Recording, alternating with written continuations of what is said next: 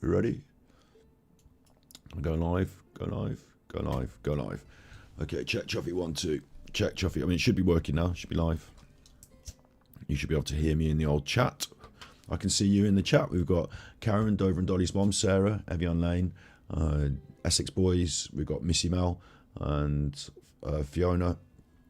There's a few of you Mimps, classic Mimps. We're doing a bit of a serious one today, bit of a classy one today. Stay classy, San Diego. Bit of a. I just moved my camera around and I want to move it again. Stop messing. I did just move my camera. I want to move it. There we are. Oh, that's better. Move me in frame a little bit more. Stop messing. We're doing a bit of a classy one today. Stay classy, San Diego. So if you want to check out all the stuff that's been going on. Okay, let me get this in order. What we're going to be doing today is we're going to be looking at types of evidence. We're going to be looking at what kind of things constitute evidence. I've got a big, extensive document here. Quite a big, extensive Home Office document. But thankfully, someone's summed it all up for us in easy to understand plain English. So thank you very much for Draycott Brown Solicitors. One of the first things that comes up on Google when you search specifically for this sort of stuff. So that's in chat now, so you can follow along. I'm not going to be using the big complex one. We can refer to it, but I'm going to be using the simple, easy to understand one. And we're going to be talking through what is a piece of evidence, what... The dog's chuffing now, don't worry about that. We're going to be talking about what is a piece of evidence, what constitutes a piece of evidence, everything from expert to forensic today. That's what we're looking at, what is evidence. And that is going to be in relation to, of course, the Nicola Bulley case. So it's a Nicola Bulley video, but it's not a Nicola Bulley video, if you know what I mean. I'm not here to sort of... I'm not going to make any sort of political comment about, you know, grifting off her memory or anything. I'm not going to tarnish today's episode with any of that nonsense. You can see that today's a Nicola Bulley episode about justice for Nicola, about how to find and achieve justice for Nicola, but it's not some sort of sensational, I found a picture of a hat, you know, it's going to be a sensible, serious episode. People have been begging me to do this. Get back on your serious episodes, you chuffer. I'm not wearing a wig. Oh, so this is what they wanted. This is what I'm getting. It's going to be good. It's going to be good. Before we get to that, Mimps in chat. Hello, Squirrel Sniper. Hello, Husky Lady. Hello, Dover and Dolly's mom. Hello, Saved by Grace. The Chuffers and the Chuffragettes turning up in chat. Before we get started, I'll just say this is my Twitter. For me, I find it to be a very convenient place to send and receive messages and to keep up with like tweets and replies and stuff. So Twitter's @SuperChuffer. You can see when I'm going to be live because I'll tweet about it. So if you don't have Twitter, we also have Discord, which people are now using and enjoying. So I'm going to get the link to that for you as well. And yesterday we did a stream on the B-side. Here comes Discord now. Hurry up, Discord. Yesterday we did a stream on the B-side. Eddie and Alan's Vinyl Breakdown. Battery exhausted. Well, actually, the best way to find Battery Exhausted is on the channel you're watching now. You go to channels, which is my B-side. In fact, I think more people are knowing about my B-side than the main channel at the moment because it's got all this Angry Alan content on. That's where that lives. That's where the lives happen. So yesterday we had a look at Eddie and Alan's Vinyl Breakdown, and Alan's calling Eddie a liar live on stream. So we had a look at that. It was pretty grotesque from Alan, but we had a look at it. And today, you know, if that's there if you want it, on the Battery Exhausted B-side, but on the main stream today, you'll find Super Chuffer. You'll see on these lives and on these videos, there's no mention of all that. It's not about that. So we're back once again with the Renegade Master. Power to the people, Super Chuffer. Please subscribe. I want to aim for 10k, and after 10k, I want 100k.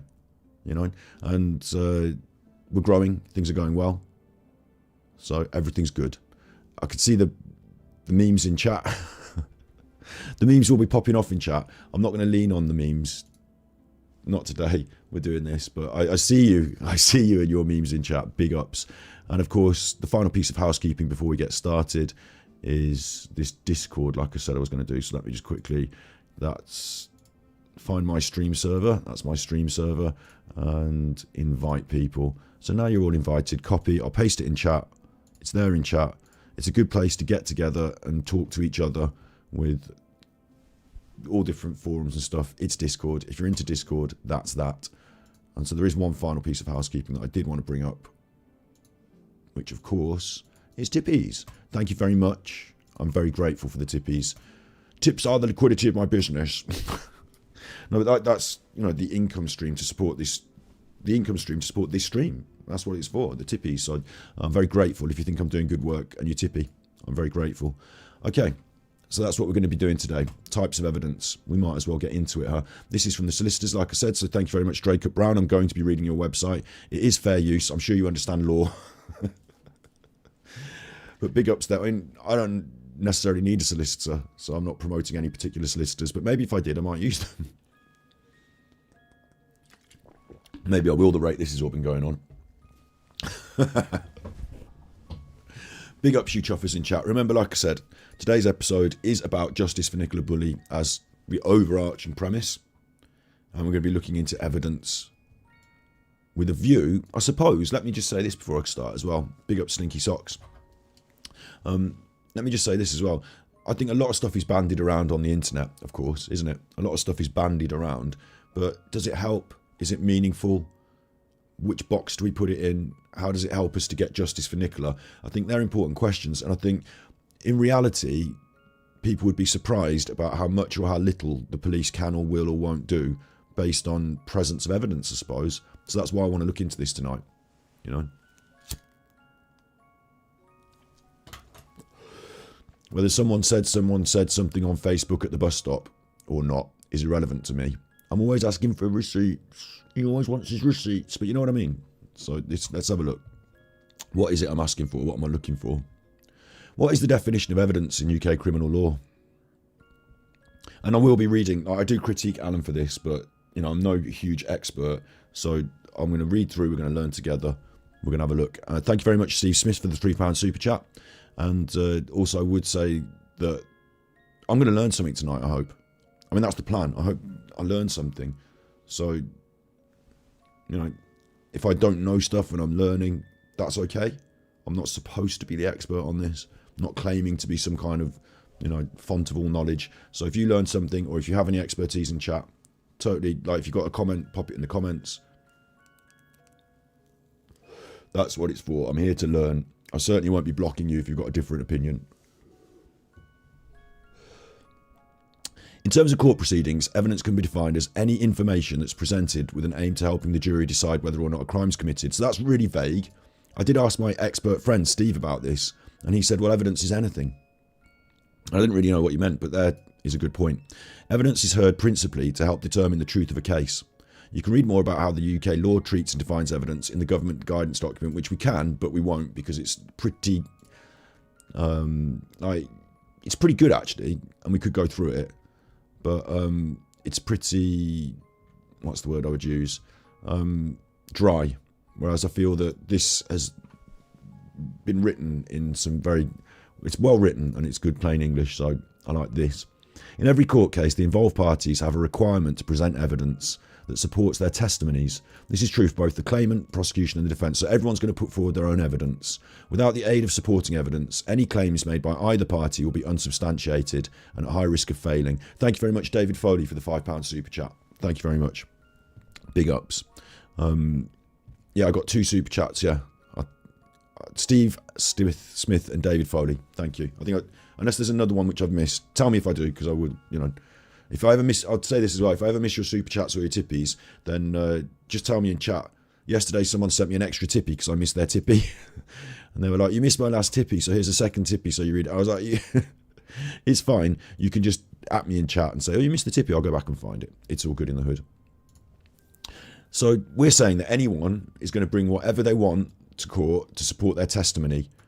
And that what's important here is that unless you do that, your claims are unsubstantiated. That means there's nothing behind them, no substance. You can't just say it, you've got to prove it. And because if they're unsubstantiated, they're at a high risk of failing. So it's not that they're not true. This is interesting. If you come to court and you say X, Y, Z, and I think this is going to be, you know, do you remember maybe I should talk about this or not. I've done some videos where I've made some jokes like Paul done a murder, Emma work meeting, you know, and I think that I get on the right side of things because it's comedy, it's critique. Like, I'm not like putting a case file forward as to why Paul's the murderer. I've got my ideas and my opinions, and I think I'm allowed to have them and voice them in a comedic way. and I think that's okay. I don't think it comes quite under defamation. I think I'll win a defamation lawsuit against like Paul or Emma for the things I've said. But, you know, it's in this sort of ballpark, isn't it? Lawsuits, cases. It's raining again. I couldn't be happier. Swish and then Nice and sensible sent tippies. Gridlock man. Super Chuffer owes 3 hugs. Thank you very much. I really appreciate it. I'm not going to do the voice, but Alan's caught us out with a new meme. Alan's done a new meme, so look out for that on the B-side channel. I won't bring it here today, but thank you. Red Hot Gamer dropped £2 in the super chat. Hey dude, great channel subbed. Thank you. I really appreciate the subs. We're on the way to 10k. That's the plan. So it's interesting that if you're telling the truth, like let's say I was telling the truth, let's say Paul had done a murder, for example, as an example, just as an example, let's say Paul had done a murder, and I said on an internet video, or more importantly, in a court of law, Paul has done a murder, and they say, okay, that's interesting. Is it the truth? And it's totally the truth, Your Honour, on oath. I swear it's the truth. But it doesn't matter because I have to substantiate it. Otherwise, it's at a high risk of failing. So that's an interesting aspect of it. We're not talking about the truth here. We're talking about the ability to prove the truth. What is an exhibit? Exhibit A. I put it to you. I should have bought one of those wigs for this. I shouldn't, because this isn't a wiggy episode, is it? This isn't a wiggy episode. I see you chatting in chat. I'm going to try and push through with what we're doing today. But I'd like that you're chatting in chat. And if you've got things to talk about in chat, chat with each other and go for it. And if you want me specific, at me. And I'll, oh, look what you said about that, you know. Because it's interesting what you're saying there in chat. I'm following and seeing it's interesting. In a court of law, an exhibit, Exhibit A, Your Honour, is defined as a document or other item that's shown to a witness or referred to by a witness in evidence. So it's an item or a document, it's something, an exhibit, that's shown to a witness or referred to by a witness. So we're going to have to decide what witnesses are, but they're just items that people say, oh, I saw this, or there was this thing. They're items, exhibits, items, aren't they? They're either shown at the court, have you seen this hat? Have you seen this glove? Or referred to, I saw a glove. Is this the glove you saw? In the UK, it's the duty of the police officer responsible for investigating the crime, the alleged crime, to retain in their possession any items which may be viewed as evidence of the crime. So this is really important. I'm going to keep relating it to the Nicola Bulley case, of course. In terms of the Nicola Bulley case, it was a missing persons, not a crime. But there might have been an alleged crime. Maybe someone could have alleged a crime. I don't know behind the scenes who said what to the police. Maybe someone could have alleged a crime.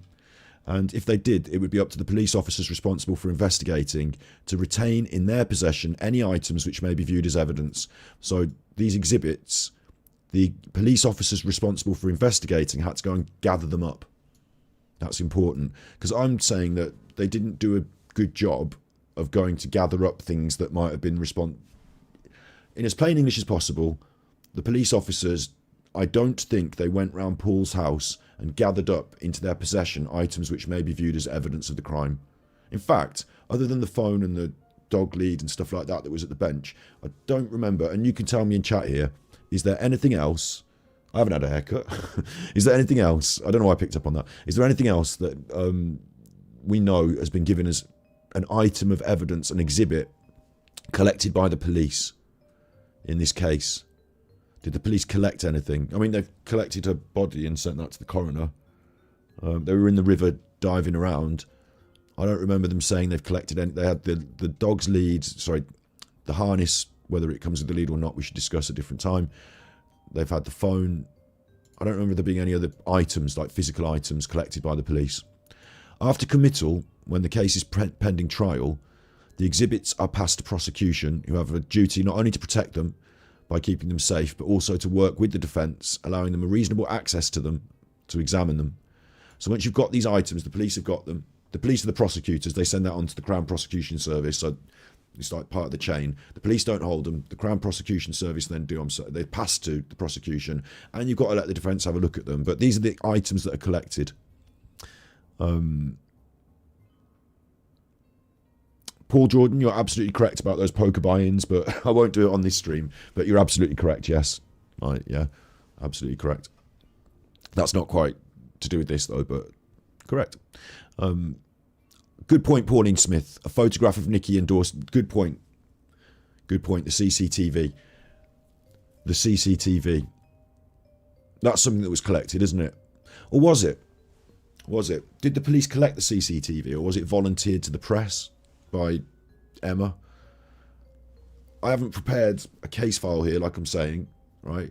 But I remember that there was attributed to Emma White the images that were given to the press early, and then the video came out later on Juicy True Crimes channel, and she said that she got it off Paul's friend, who was a female. So I don't know if those were collected by the police. But I agree, there was a photograph of Nikki and a door CCTV. Those items exist. Whether they were collected to be exhibits, or whether they do exist as items of evidence, don't they? But were they collected by the police? That's a different question, I suppose. Nicola's car, Carol, that's another good point. I believe Nicola's car in this case should be considered a piece of evidence, shouldn't it? I think that's an item, isn't it? Was it collected by the police? Have I manscaped? That's a different question, and no. I do need to have a shave. Car keys, good point, DM Love. I don't know about any car keys being collected by the police. I don't know if I have any facts on that. According to Paul, the police gave him Nikki's phone and dog lead as well as the car keys, says Minx Nikki. So we'll have to look back over Paul's testimony for that, because Paul's testimony is a different kind of evidence. But, yeah. Emma's missing tooth, says Susan. I like that.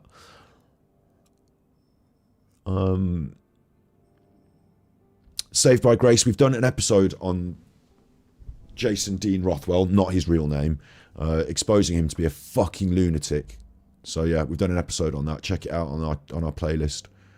But yeah, it's interesting, isn't it, that we're not getting loads and loads of physical pieces of evidence that have been handed into.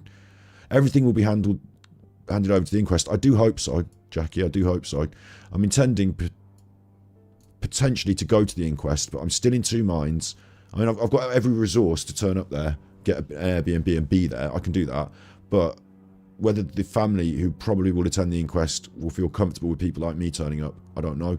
So every respect for the family in that, and I can always get a copy of it later. So I'm not sure I need to go, but we're going to think about that in a week or so when it gets closer to the time.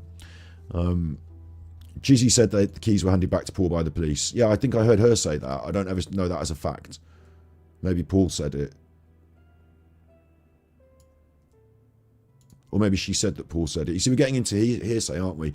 Let's carry on with this then. So it's interesting that we don't have lots and lots of physical pieces of evidence that were collected by the police. When is a piece of evidence admissible? In the UK, there are strict laws which govern whether a piece of evidence can be admitted to court. So this is different again. Let's say I've got a real piece of actual fact, but if the court won't have it, doesn't matter. It doesn't matter to me on the internet whether things are admissible so much as whether they're valid and tell us the truth. But we'll see. To ensure the trial's fair, the court must determine whether a suggested piece of evidence is admissible. So for it to be deemed admissible, these following criteria must be satisfied. Okay. These are going to be interesting. Probative, having the quality of proving something. For evidence to be considered probative and therefore admissible, it must add value to the case and be credible. If it's got low probative value, it means it's unlikely to aid the jury in their ability to accurately prove or disprove the case. It's dismissed. That's very vague, isn't it? But does it really prove something? So, for example, CCTV feels like it's really probative, feels like it's bang on probative. If you see someone on the CCTV, they were there, that's that, they were there. But if the CCTV comes off someone's computer and it's gone through someone else's Photoshop and someone's put a watermark on it and then a second watermark and the other watermark's underneath the first character and the character stops for several frames and then moves and it's been uploaded to YouTube because you said your friend gave it to you who was a friend of Paul's, it becomes less probative, doesn't it? It becomes less admissible because it's unlikely to aid the jury in their ability to accurately prove or disprove, because first you need to accurately prove or disprove the quality of the evidence. So there's an example of something that might or might not go in. We need to look at that regarding all the pieces of evidence we have for Nicola and her story, their story as to what happened to her. At the moment, we don't have any. We've got the phone. Does it prove anything? Giving the phone to the jury, does it prove anything? Or the phone's at at the bench. Yeah, but does it prove that Nicola was? I don't know. She was on a work meeting. Does that prove anything? Is it probative? Would it be admissible? I don't know. Non-prejudicial. Non-prejudicial. In order for evidence to be considered non-prejudicial, it must be factual and impartial. Evidence which would otherwise be deemed inadmissible can be excluded if it's unfairly biased. Okay, unfairly biased. I suppose if you've got some massive racist giving evidence against somebody of colour, or like, you know,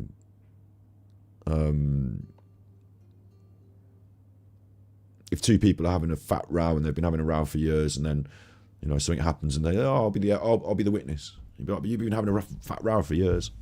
I don't know, maybe that's unfairly biased, maybe it's that sort of stuff. Is there anyone in this case who might be presenting unfairly biased evidence? Anyone's testimony that could be unfairly biased? You know, maybe if they don't like or do like Nicola, they might have an unfair bias. Maybe if they've got an extreme reason to feel some way, they might be unfairly biased. I can't, obviously off the top of my head, tell you whether Paul's testimony is unfairly biased and therefore prejudicial, or not. You know, I don't know. I don't think it comes into this category really, but it could do, couldn't it? Depending on, this is really difficult because bias needs to be determined, and reason for bias and stuff like that. Relevant, connected to the facts of the case. For evidence to be regarded as relevant, it must relate to the matter being discussed. Ultimately, in order for evidence to be deemed reliable, it must help to prove or disprove the guilt. So it's got to be bang on, and it's got to be about what we're talking about. So I can't say, yeah, once Paul went on holiday and he had a big red hat, there's my evidence, because it doesn't mean anything. It's not relevant to what we're talking about. And if I said, I don't know why my big red hat came into it, but if I could prove or disprove the guilt of the defendant with a big red hat, that would be important. But if it means nothing and it doesn't prove or disprove, it's irrelevant, and it doesn't prove or disprove. The other thing is, if I said it, Paul definitely had a big red hat, and you were able to say, but you didn't go on holiday with Paul, and you don't know anything about his hats, maybe I'm not reliable. So that's important too. Things have to be reliable. You know, reliable. For my terminology, I find reliable in almost a scientific sense to mean testable, verifiable, consistently good in quality or performance, able to be trusted. It's funny, isn't it? Because I said I'm not going to talk about that silly Alan man today, but he's not reliable, is he? He's not able to be trusted. He's not consistently good in quality or performance. Reliable, reliability, consistent, able to be trusted. That's important here. And that's one of the big things that I've got going on as a bee in my bonnet. This reliability factor. Because a lot of stuff that's put out on the internet is not reliable. The other week, Paul Ansel had been arrested. You all heard it, didn't you? You all saw it on social media. Oh, he's been arrested. That wasn't reliable, was it? Simply no, not reliable. I mean, for Christ's sake, Hillsborough disaster was reported on in the national newspapers, and that wasn't reliable. And it took years and years and years to discover what was valid and reliable about the reporting of the Hillsborough disaster. That's a different example.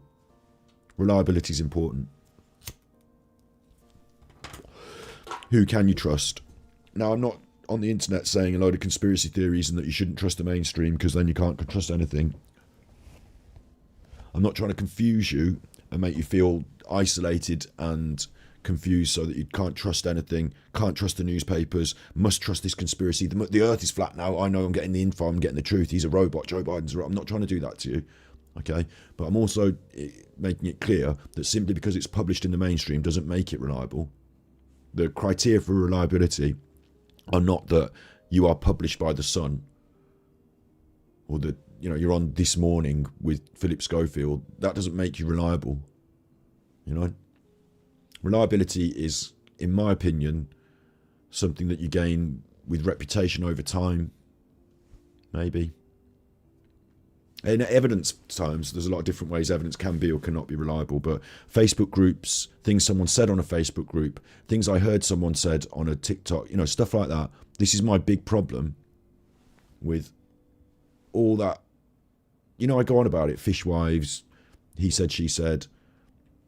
I'm not even going to name a channel or throw anyone under the bus here, but you know I've got my egg on with a couple of channels that people say, oh, have you watched this? Have you watched this? And I'm like, I don't watch that. No, it doesn't seem to be reliable. That's a big one. Coherent. logical and consistent. All evidence given to the court must make sense to the court. It must be presented in a way which is logical and easy to follow, which is why I'm using this document and not the official. Although the official one's not bad. In fact, we could use the official one. I could, do a deeper dive if you want the official one later. It must be presented in a way which is logical and easy to follow and understand. In other words, the evidence must be given in chronological order and it must be detailed. Now, this is where that chuffer that I, say is a bad chuffer, he gets confused. All this stuff about times and confusions and this and that, all this confusion is bad for the Nicola Bulley case. We want things easy detailed, easy to understand, chronological order, meaning A, B, C, D, E, not A, F, D, E, A, C, B, A, E, D, Z, P, Q, X, U. Not that. A, B, C, D, E, F, one after the other, in order, easy to follow, easy, logical to understand. This is a problem we've got with the Nicola Bulley case. This is a problem we've got. Is that the narrative that has been spun, if at the end of all this and the inquest they say, well, death by misadventure, open verdict, in the river, the narrative is that she went there of her own accord. Like, the problem with it, in terms of what we're looking at here, coherent, logical and consistent. When you present that story, it doesn't make logical and consistent sense to the majority of people who hear it. Big ups, Curious Cat, Evening Mimp Squad. Linda. It's raining again. I couldn't be happier. Swish and then whoosh. Why is he not speaking? Come on. Speak to me, baby. Slinky Socks sent tippies. Got you on in the background while I search for evidence XXX.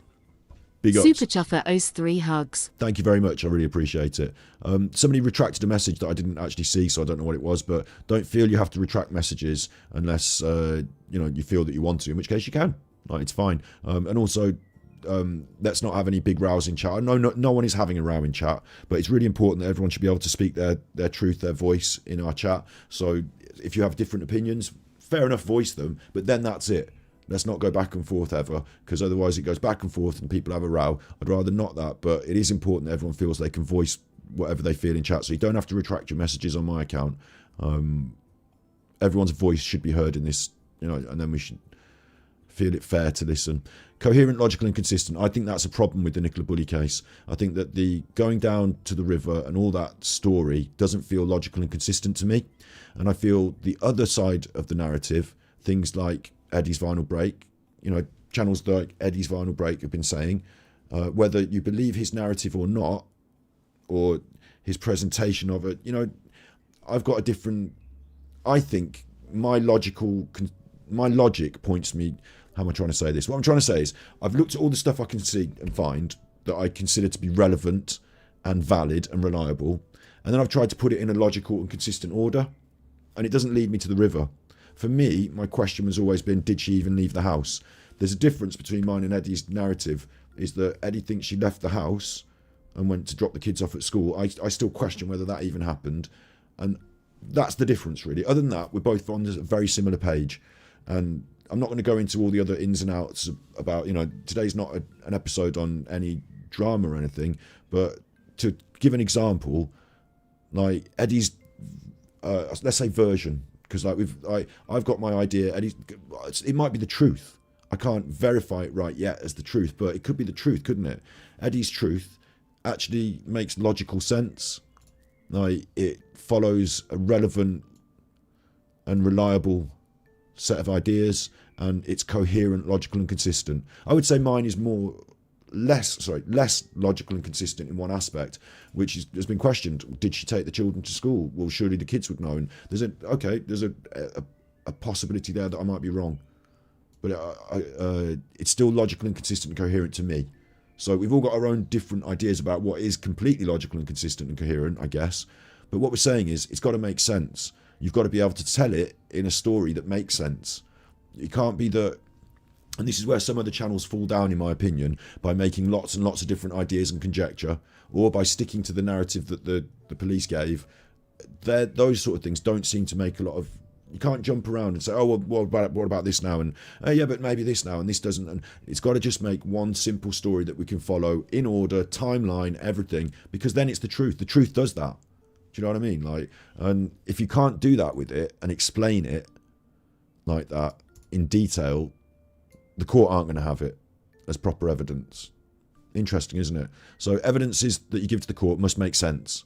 It must be presented in a way which is logical, and it's got to make sense in order and be detailed. I'm really thinking that we need to do an episode like that on our channel, like my timeline, what I believe. Other people have. It gets confusing. Maybe that comes in the future. Look out for it. Number 5, provable, able to demonstrate proof. The evidence must be provable unless the law allows otherwise, for example, where an assumption can be made. So I don't know exactly about what that means, other than it's got to be all the other stuff that we said earlier. I don't know why provable gets... Okie dokie. I'm going to go a bit deeper.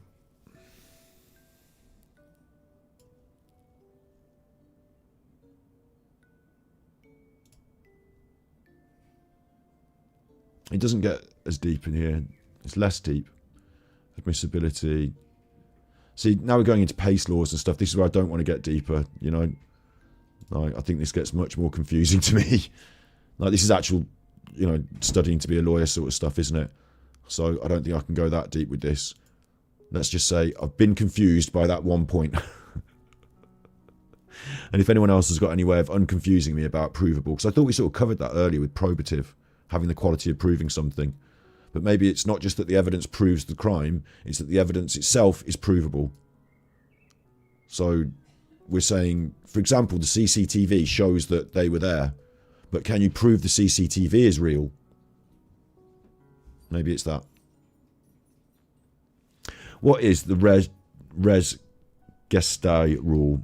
Res gestae is Latin, I would have thought so, which means things done. It's a rule which allows a witness time to put their evidence into context. Sometimes if an event is described on its own, in isolation of the wider circumstance, it may not make sense or seem relevant.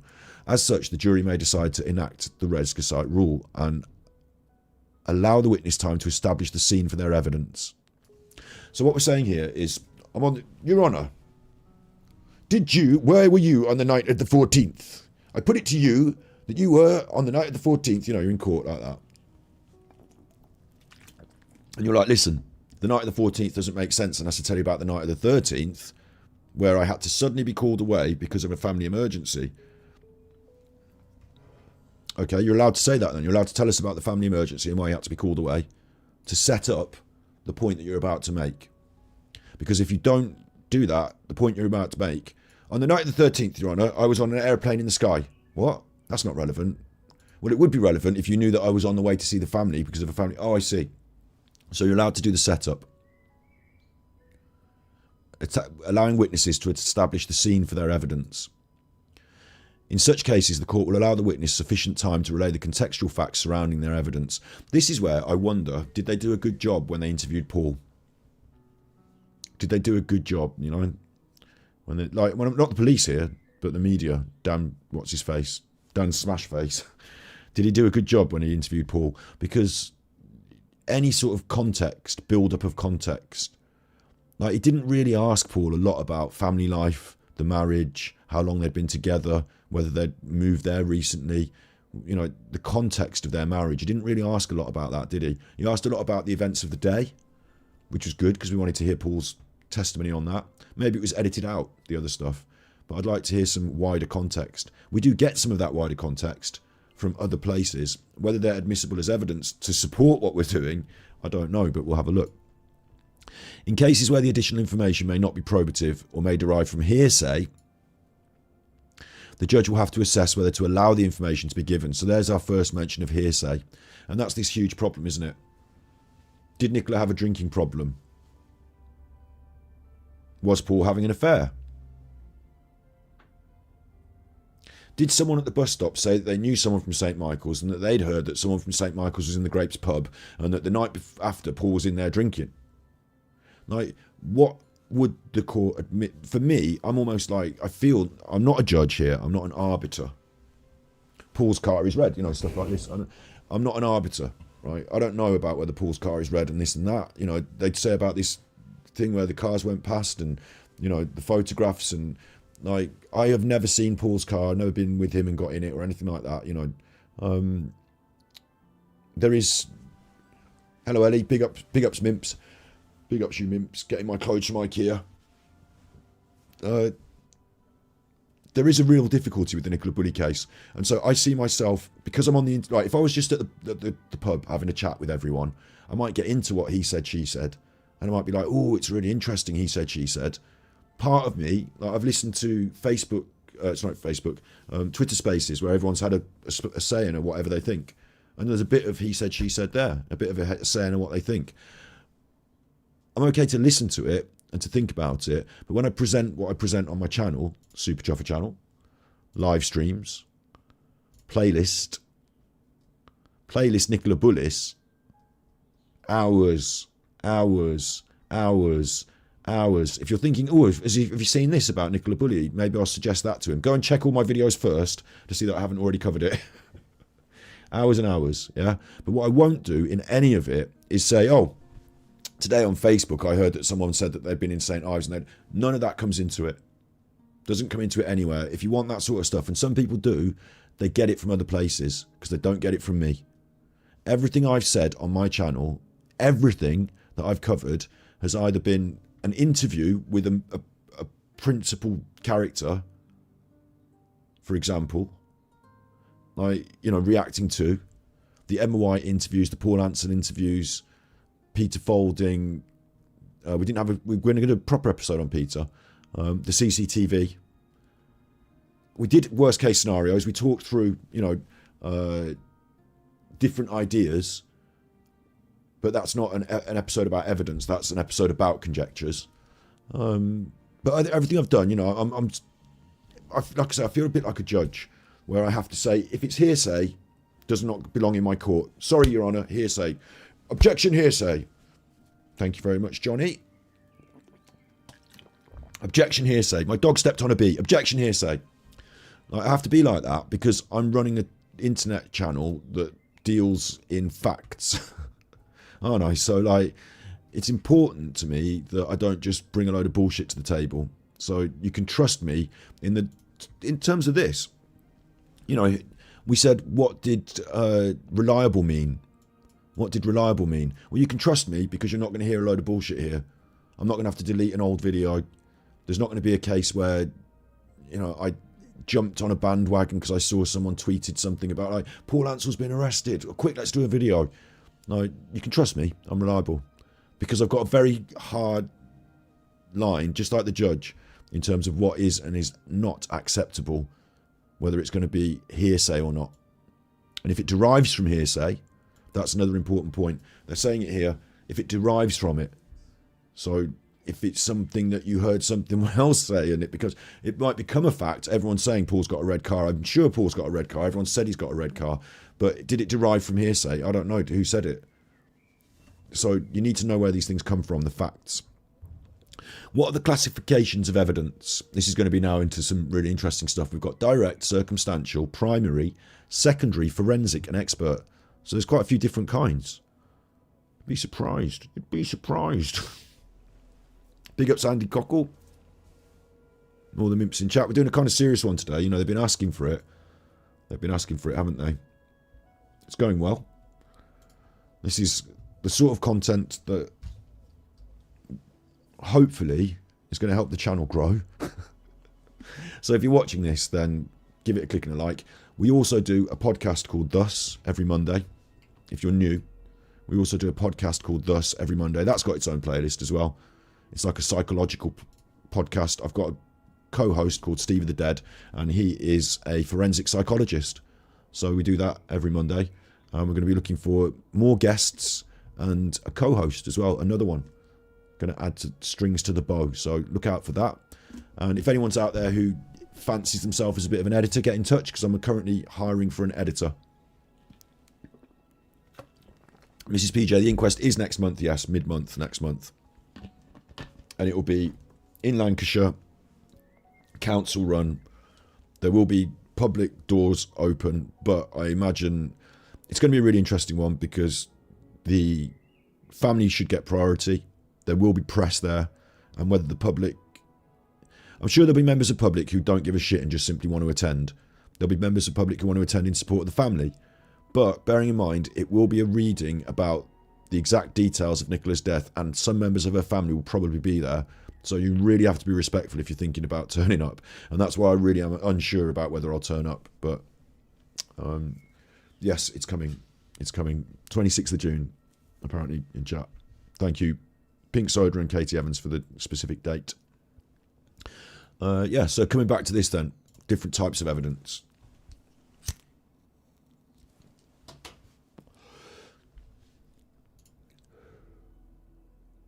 Or should I just say one more thing about the inquest, which is that if Paul does go and Ernie goes, I'll tell you what,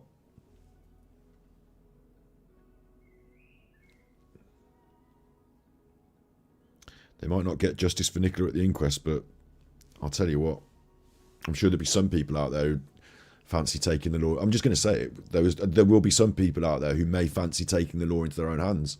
They might be furious, mightn't they? If someone had murdered their daughter and was getting away with it, they might be. I'm not, don't do me for defamation. I'm only having conversations, suggestions about how people might feel in certain circumstances. Mike saying Paul owns the red car, seen it outside. But Mike, you're hearsay in chat. You are hearsay in chat. Just because you're saying it doesn't, do you know what I mean? This is exactly the thing that I'm not happy about in this whole case. No offence to you, Mike.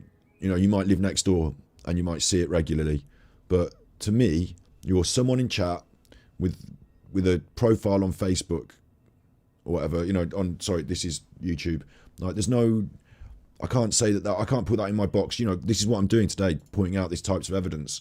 What you've said is not provable unless you can prove it, unless you've got a photograph or, the documents or whatever, and you can put them here in chat or post them in the Discord. It's not provable. So it could be prejudicial. We don't know, because I don't know who you could be Emma White. I don't know who you are. You could be someone with a fake account. I'm not offending you, hopefully, because I'm just pointing out the facts here, why this is so important, that I don't really go in for these, someone said and now it's in my box, and someone said and it's in my box. A lot of people have got a very full box of things that are facts that aren't actually facts, or at least aren't provable or haven't been proven. So just be careful with your facts. That's the whole point of today's episode, I suppose. Well, not just the whole point. We're going to come on to this now. The other kinds of evidence. This is what now. A little time out again before we get onto these bits, but I was saying that respect for the family in this inquest. In the early days of this case, there were a lot of people who wanted to go down and help look for Nicola, and it didn't seem that they were being utilised in the correct way.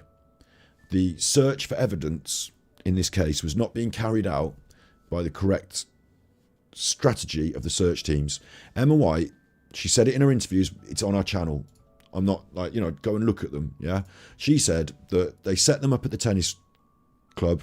You got a leaflet with a QR code, and you could follow a route, and that route would take you around and away, and that you do it in twos. The reason you do it in pairs, obviously, is in case you find a body, so you're not the only one there on your own finding the body, and then there's questions about you and the body.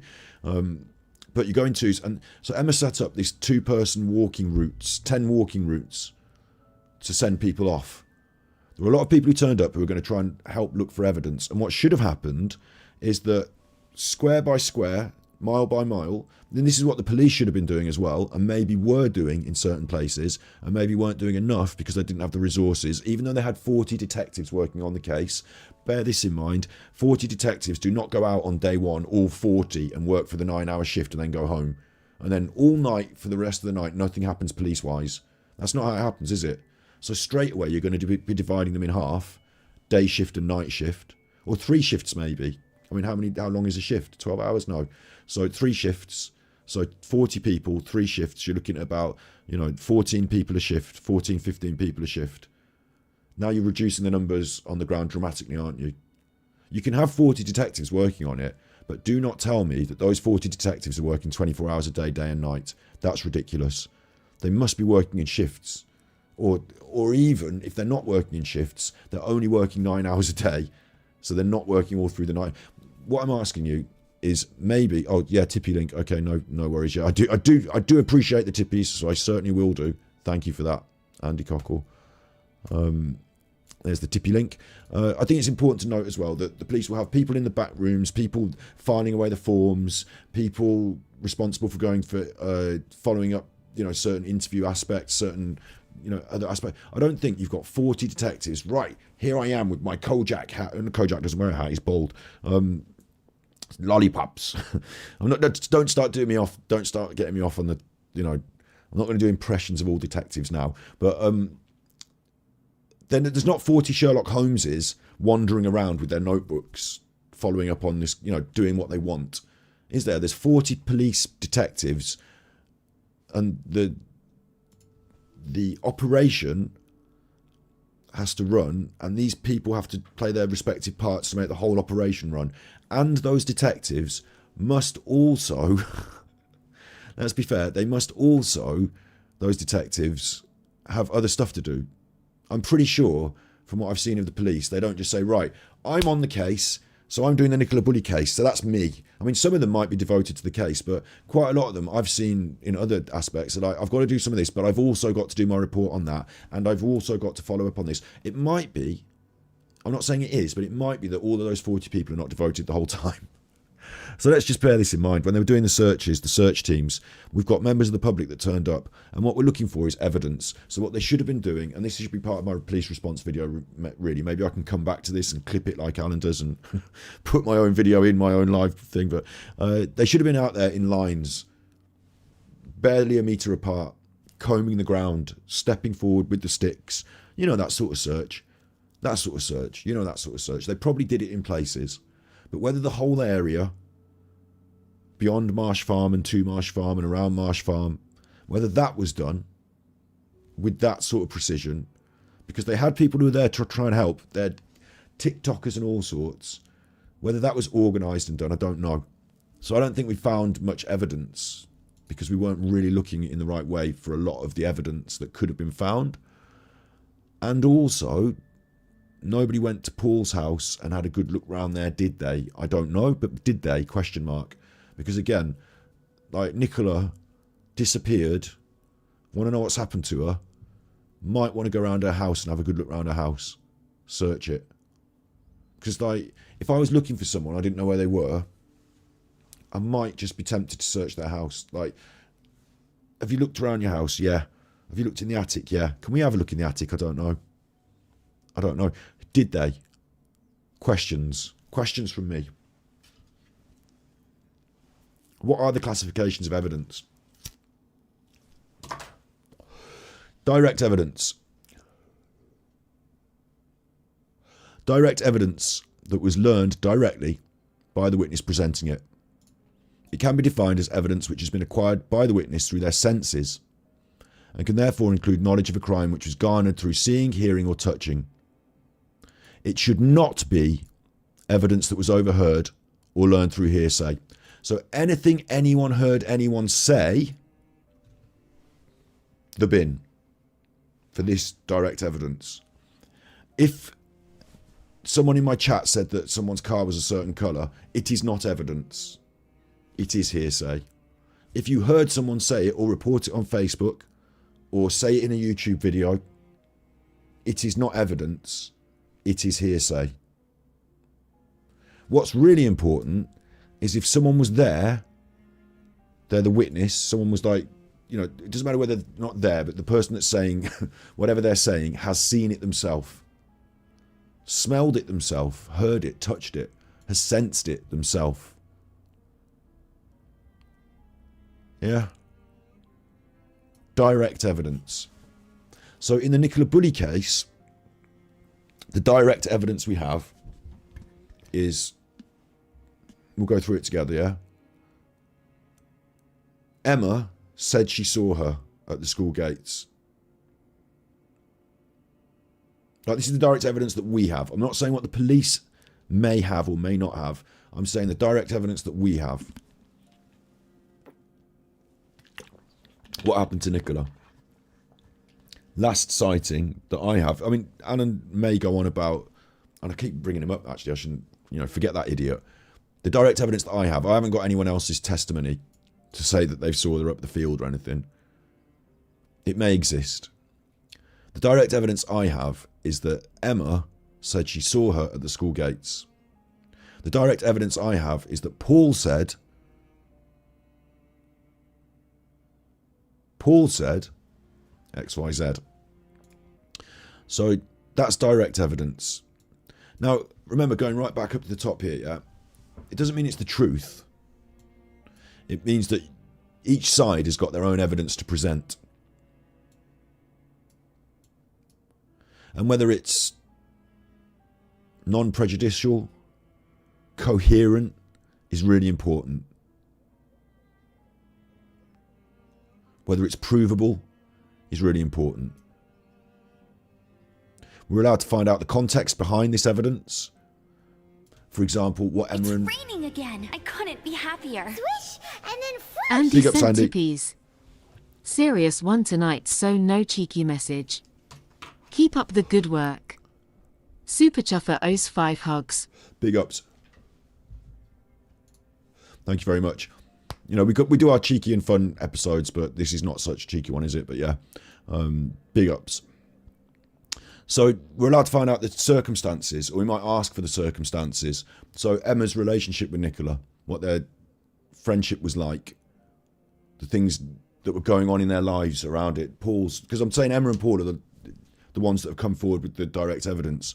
So we're allowed to find out the circumstances around it. The more of that, the better, I would imagine.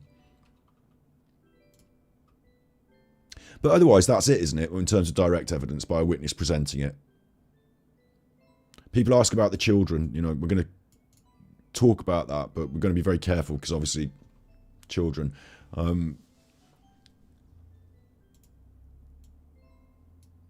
So we're going to talk about that another time. But other than that, and we don't have that evidence what the children said. Other than that, has anyone got any other direct evidence that's been forwarded? The receptionist who phoned Paul. Evian Lane, we'll look over Paul's interview again to confirm whether he said receptionist or just the school, because it might be receptionist is just an idea that's been thrown up there, and it might have just been the school.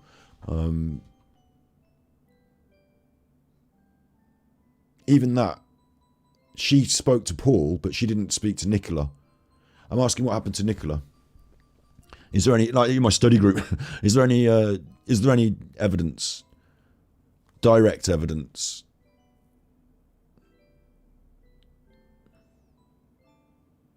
I don't know if you throw CCTV in this ballpark as well, but this is one of the problems in this case, isn't it? Is the direct evidence we have. I've told you who's given it to us, Paul and Emma. And other than that, the police have said they've got people they've talked to. I haven't seen their testimony. I don't know who they are and what they've said. We've got the after with Ron, the after bit with Penny. I critique the people who say they've seen her because I think it might be a decoy. I think it might be Emma. I critique the probative nature of that. Not the prejudicial. That's non-prejudicial. People who are not relevant to the case, have nothing about, they're not connected to it. But their evidence is relevant and it's coherent. But is it provable and is it probative? They're my questions about those eyewitnesses. But otherwise, we've got two people who have come forward. I couldn't be happier. Swish, and then whoosh. NFT sent tippies. Love your channel. I done a murder before the work meeting. Super Chuffer owes 5 hugs. In a work meeting now, aren't we? It's a proper work meeting now. Doing some serious shit. For Nicola, like for the, justice for Nicola. Not because I'm Batman and I have to fucking fight some social campaign to save this one woman's memory. Like, it's a weird one, that, to me as well, because there's so many people who suffer over the, like, while we all talk about Nicola, I think in some way for me, and I can't talk for everyone, but for me, she represents womanhood who are being abused at the hands of the patriarchy, just like Sarah Everhard, just like, name a huge list of all these people who have gone before. And there are loads of other unsolved crimes like Nicola's. These women suffer at the hands of the patriarchy. It's almost become institutional. They've written the reports, they know about it in the Met and all this, don't they? And things are going pretty wrong. So for me, it's kind of like symbolic of the whole, like, what's going on. But at the same time, I'm not social Batman, am I? Like, I can't fix everyone's problem or anything. I can't fight a justice campaign for somebody who I'd never met before in my life and don't know. But she does represent this concept, I suppose, for me. So I am in some ways fighting a justice campaign online by doing my bit, my work, my talking. But really, I think we all could get, if the inquest comes back problematic, I think maybe we should all go out and protest. You know, I think we should be protesting, you know, Nicola's name. Maybe, I don't know what amendment to the law we'd be protesting for, Nicola's law. I don't know what we'd be looking for. Maybe like in a missing persons case, the partner should be looked at more closely or some shit. I don't know. Yeah, I don't know what will be. You know, que sera, sera, what will be, will be. I'm not a social justice campaign channel for Nicola's justice, but I'm going to do some stuff to talk about Nicola Bulley and her campaign and the case and all this. I'm still going to do it. You know, I'm just a chuffer. Oh no, just a chuffer. So today's is about that, though. It is a bit about that. The direct evidence. That's what I was saying. We've got Emma's, we've got Paul's. Other than that, I'm really searching, I'm really scrubbing for some actual direct evidence. During court proceedings, the court and jury should be satisfied on the basis of the direct evidence. They can reach a decision on the information without giving additional information. So you just got to have this evidence. They should not be required to make any assumptions about the facts before them. Nicola had a drink problem, I assume. She probably, if she had a drink problem, they were probably having a row when that check was done. You know, the check. They should not be required to make any assumptions. I assume she was having a row. I assume this and that. I do a lot of assuming. I do a lot of extrapolating from the interviews, and I use it to guide my assumptions, I suppose. But I don't have, you know, every detail, do I? So, but the jury should not be required to make any assumptions. You can't say X, Y, therefore maybe Z. What do you think? Assume that. Assuming Z. So now assuming Z, ABC. Like, we can't do that. Can't do that. So that's a big problem with this Nicola Bulley stuff online as well. There's a lot of assumptions being made.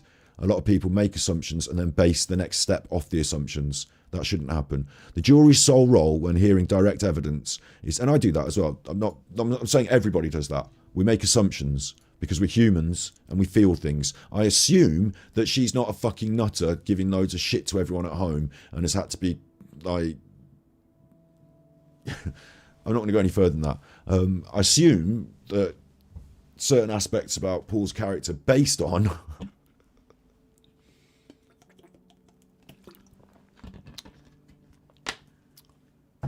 you know, assumption makes an ass of, well, you know, you've heard that. The jury's sole role when hearing direct evidence is to determine whether or not they believe what the witness delivering the information is telling the truth. So we've got to, the jury has to simply believe that the witness delivering the information is telling the truth. You must believe the witness. Emma and Paul, do you believe that they have been telling the truth? Maybe individually, maybe some people don't want Emma rolled into this. She certainly rolled into this. Anyway, look, Emma and Paul are the witnesses, and we are to believe the information they're delivering is the truth, or not. That's for us to determine, the jury, I suppose, isn't it? We're the judges of that. Everyone's their own judge, aren't they, for the case? Everyone has their own opinions. Witnesses can present their evidences orally, say it out loud, by swearing an oath and delivering spoken evidence in court, or through a signed witness statement, which faithfully recounts the witness's own version of events. So that is kind of important, again, because that doesn't say witnesses can present their evidence by saying someone posted it on Facebook, or by posting it on Facebook under an assumed name, or by saying it on YouTube comments, or by, you know, witnesses can present their evidence, like serious evidence, by swearing the oath. So there might be a lot of stuff that comes up that we assume to be a witness statement or an evidence, a statement or an evidence. But am I to assume that Paul's interview is not a sworn evidence statement in this case? I don't know. I don't know myself. You know, I count it myself mentally as the truth because he said it. That's his truth. That's his oath. That's his word. I personally, this is a weird one, because I personally assume everyone is automatically sworn an oath when they start telling me stuff. That's their word. And if they break it, there's no physical oath or, whatever. But if they break it, I see them as a liar. So it doesn't matter if they swear an oath in the future. It's a strange one, that. Circumstantial evidence. Circumstantial evidence differs from direct evidence in that it's evidence which is not drawn from direct observation of a fact or an event. So it's okay, you didn't see it, but we can still make some evidence. Instead, it's evidence which is inferred from a set of circumstances which relate to an event.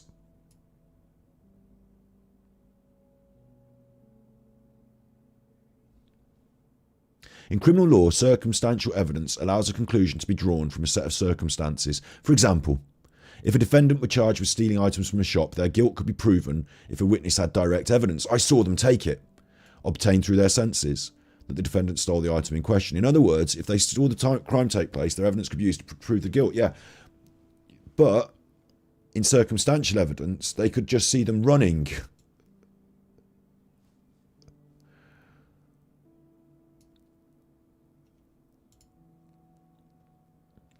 In the absence of such direct evidence, circumstantial evidence can be used to determine a conclusion. In such an event, evidence such as the fact the defendant was seen running from the shop around the time of the alleged theft could be interpreted by the jury as potential proof of the guilt. If more circumstantial evidence came to light, such as perhaps a sighting of the individual with the stolen items, the evidence could be used to... So it's not just that you see the actual thing taking place, but you see things around it that make sense. Again, going back, in my opinion, to coherent, logical and consistent. These circumstantial evidences can be used to create the case. Now, this is really important with the Nicola Bulley case. I'll start by the case for the defence. Nicola was an alcoholic. She had mental problems. She was on the menopause. That's circumstantial evidence, isn't it? That's circumstantial. It's not drawn from a direct observation of a fact. No one saw her take her menopause medication or whatever. Like, no one... I suppose that could be determined a fact if she went to the doctors or whatever and there was, record of it. But the drinking and stuff like that, like her mental state, that's circumstantial, that was given to us, that was told to us. It's like surrounding ideas, in my opinion. It might be taken to be direct evidence, but I only learned it through hearsay. So I'm going to put it in the, I don't know, man. I think that's a bad one for Nicola Bulley, isn't it? There's been circumstantial evidence that points to the fact that she was on the bench. Hasn't there? No one saw her on the bench, but they had a phone. No one saw her. Like in this, if you see them doing the stealing, that's the thing. But if you don't see them stealing, you just see them with the stuff they've stolen or doing the running. That's the phone on the bench, isn't it? That's the lead. That's, or not lead, or that's the harness. That's Willow. That's the circumstantial. It's all circumstantial for Nicola, isn't it? For what happened to Nicola, all circumstantial. The only direct evidence that we got is from Paul and Emma on the day. Paul and Emma, and they didn't, for some reason, give any strong push toward she'd killed herself. Like she did. I shouldn't really. It's all right if I say things. Isn't it weird though? Do you know what I mean? Like Paul said, he alluded to, she got everything neatly done that morning or something, because he knows that's what people who are suicidal might do. But really, they didn't say, I was really worried she might do this, and so she did this. Like, they didn't say it. Emma didn't say, I saw her at the school gate, she was drunk again as usual and crying, so I was a bit worried about her. Like, they didn't give us any of that direct evidence for this stuff. They gave us all circumstantial evidence, which is weird because they directly are involved in her life, but they gave us all the circumstantial evidence. On the other side of it, and we mentioned the CCTV a little bit, DW, but I'll make sure we come on to it before we finish, because I don't know where it fits in. Maybe it fits in a little bit later, but the other side of this, the circumstantial evidence that she didn't end herself, and B, that there was some other aspect to this. Maybe she got murdered. Like, that also exists, doesn't it? Don't you think? Like, in some ways, the phone being on the bench, on the work meeting, becomes circumstantial evidence for the other side. in some way, Willow being there and all this talk of the dog tag, which, you know, again, props to Eddie's final break, that becomes circumstantial evidence for the other side. And what we have in the Nicola Bulley case online, especially, is I've dissed a load of non-probative, non-coherent, non-provable. You know, I've dissed a lot of bus stop talk, but there is a lot of circumstantial evidence. There's a lot of stuff that's not bus stop talk that is circumstantial evidence. And some people are putting forward some quite interesting pieces of circumstantial evidence, sort of maybe on both sides. Initially, it was the police and Emma and Paul that were putting forward the circumstantial evidence on the one side, and now it's the rest of the people bringing up the circumstantial evidence on the other side, isn't it? And I'm on the other side. I'm the one that's looking at the interviews with Emma and Paul and saying, well, hang on, that's circumstantial evidence that says she didn't do this and that maybe there was a murder. There's circumstantial evidence that maybe there was a murder. There's circumstantial evidence. It's all, for me, circumstantial evidence. But it's on this list of stuff that you might not have seen them do the murder, but if you've seen them wandering around with a knife and then 20 minutes before they were shouting about doing a murder, you're okay to use it as circumstantial evidence and say they might have done a fucking murder. It's quite important. It goes into the court thing. It's quite important, isn't it? In this way,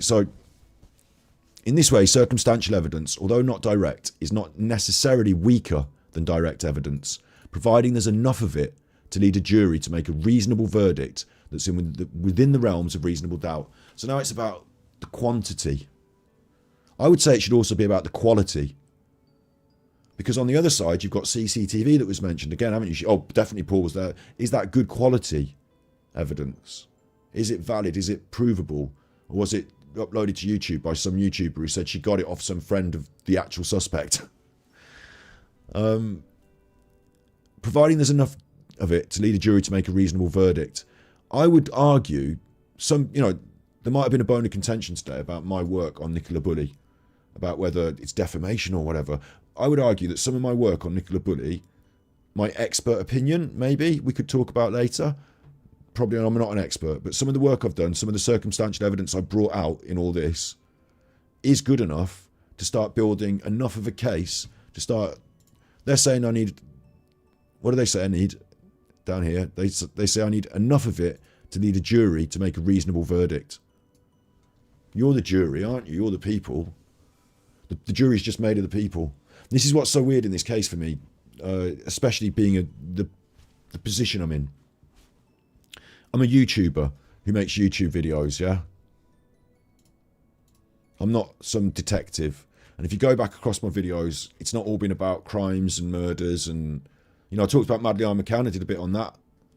I did Truth to Homeschool. Did a bit on conspiracy theories. Some of the people in the conspiracy theory world. Just chuffing, really. You know, I'm a YouTuber, so... Fair enough, yeah. I've got my own background in psychology and stuff, but I'm a YouTuber. And then I'm digging up loads and loads of circumstantial evidence on this this case. You represent the jury. You're like me. I'm the same as the people. Though. I'm a YouTuber, but I'm just a normal person like you. All I've got is a camera and an internet, just like you. So I'm not, some special YouTuber, and you're the common people. We are the people, aren't we? We're the people, and we're making our reasonable verdicts here out of the circumstantial evidence that we're finding and being presented with. The problem is a lot of people are using this hearsay. So you've got to bin off all the hearsay, otherwise you're not allowed in the jury. You're not going to be hearing that in court. They're not going to be presenting all the hearsay in court.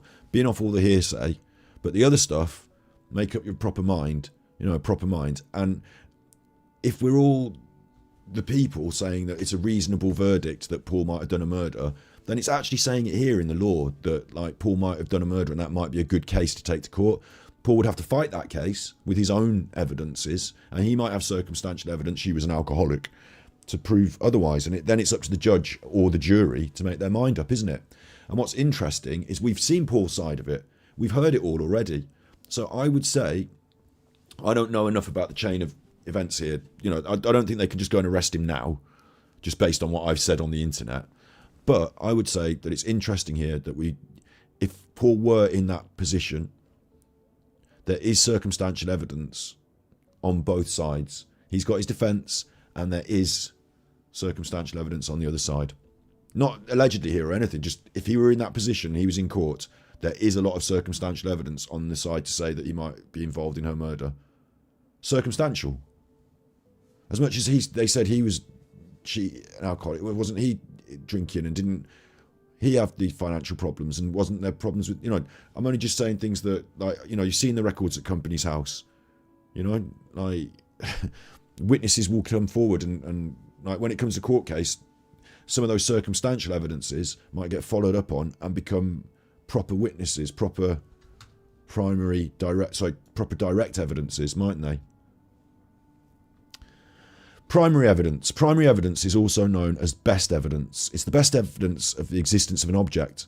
Usually primary evidence takes the form of the object itself, such as a knife in an assault case. It can also take the form of a substantiated statement about the primary evidence. I've been saying primary. It's usually required in cases where the contents of a document have to be proven.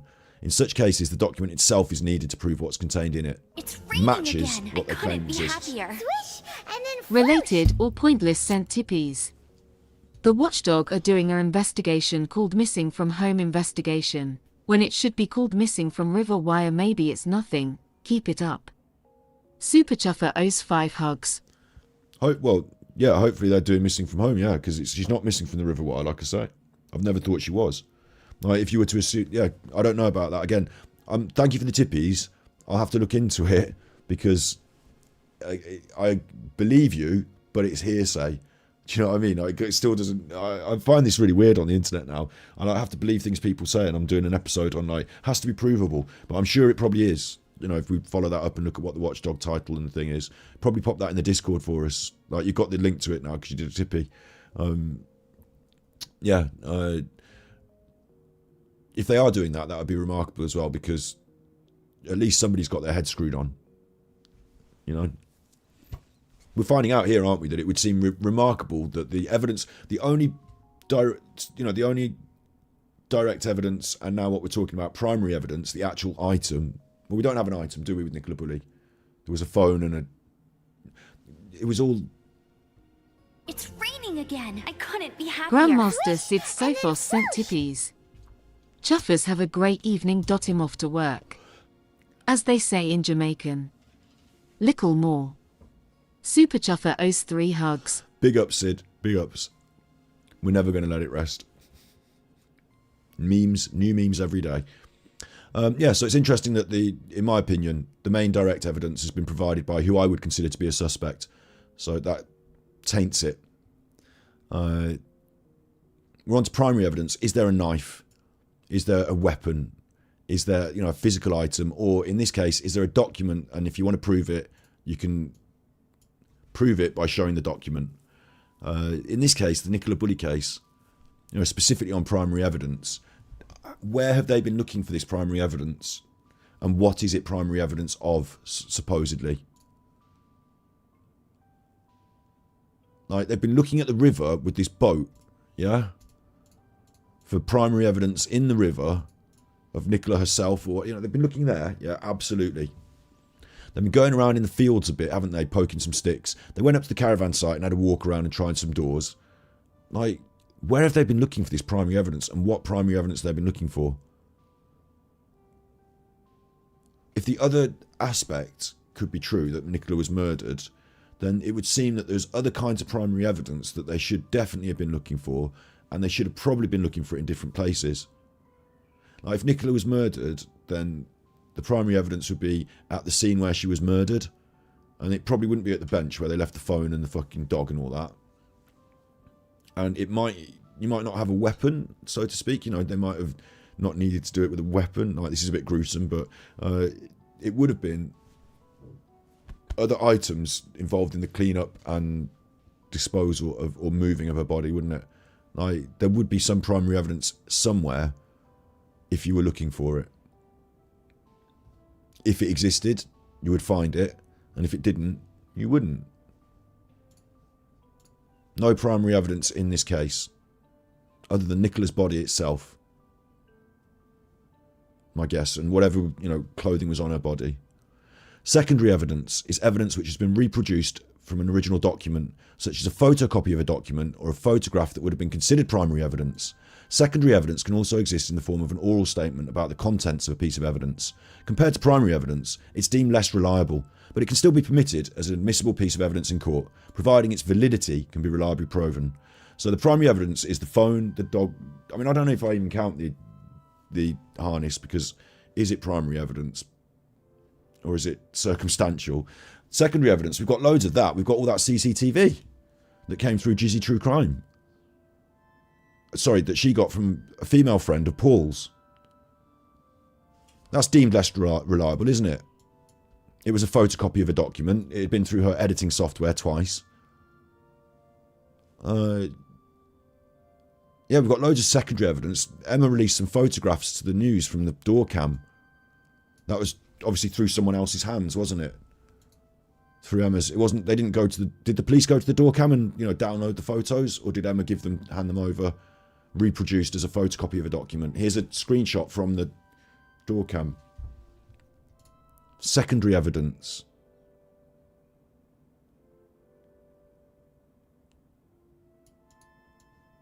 Got a lot of that. Forensic evidence. In certain cases, it may be necessary to carry out forensic tests on a piece of evidence. For forensic evidence to be considered admissible in court, it must have been carried out by verified forensic experts. Providing the results have been collated by such qualified individuals and providing they satisfy the same standards of admissibility as other forms of evidence, the results can be presented as evidence in court. So it doesn't have to be the police forensics. It can be any forensics, but they have to be expert. They have to know what they're doing. They have to be valid. Yeah? Admissible in court, verified expert. So Peter Folding can count because he's not the police, but he is an expert in search, for example. Maybe not forensically. I don't know about the exact forensics of the search, maybe. But forensic evidence, I would say, you get your experts in. One side would get theirs. The other side might get theirs. They don't have to be the police. But did the police do any forensic tests on any pieces of evidence? We hope they've done some tests on the phone, yeah? Like my hope would be they've done some tests on the phone. The phone that was given to Paul Ansell, that he then gave to the police, you mean? That phone. Forensic test on the lead.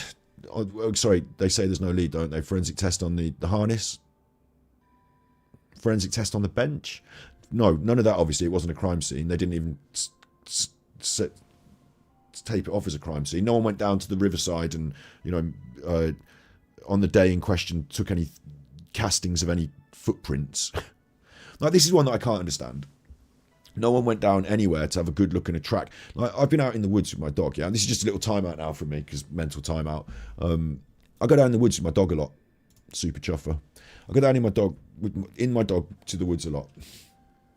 And sometimes I can track, like, I can see animal tracks and I can follow them. I'm not like Crocodile Dundee out here or anything, but I can see some animal tracks. I can follow them. I'm like, oh look, there's deer footprints. Let's follow the deer footprints. And then I'm like, I start noticing, like, it's not just deer footprints. It's this tree's broken here, and this is where they run through. Look, okay, we'll call it, like, follow the deer run. Like, you can follow stuff like that, can't you? Like, you can. I don't know why there was no one down there on the day saying, okay, look, I know there's a lot of people been walking around here, but just fucking everyone stop and back off. The ground is very muddy. Nicola's footprints must be distinctive like everyone else's. Can we find any that lead down to the river? Because that would be quite important. I'd be like, into that. I'd be like, oh look, there's her footprint. Yeah, why did we do that? Why didn't anyone do any of that? Why was it not like there's everyone there milling around, wandering about, not a crime scene? The forensic aspect of this is strangely absent for me.